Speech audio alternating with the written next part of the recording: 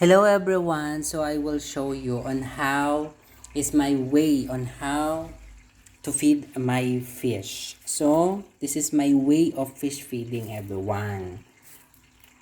One by one everyone. One pellet at a time.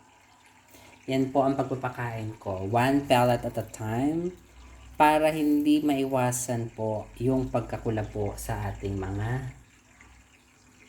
ating crystal clear water ng aquarium. So yan, nahayaan ko lang sila na ganyan. Paisa-isa sila at bahala na silang magkagulo ng pagkakain. Kasi gawa ng mas nare-relax ako. Mas nakaka-relax yun ng ganun. At saka, yung bang mas nabibigyan nila lalo ng importansya yung food. Diba? Wala yung pagpapakain ko, hindi sa isang place lang everyone. Yan. Ganyan everyone, ang pagpapakain ko. This is my way of fish feeding. Paisa-isa everyone.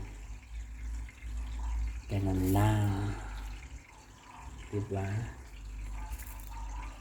Kain sila ng kain, ang bonggang-bongga. Yun lang everyone, thank you.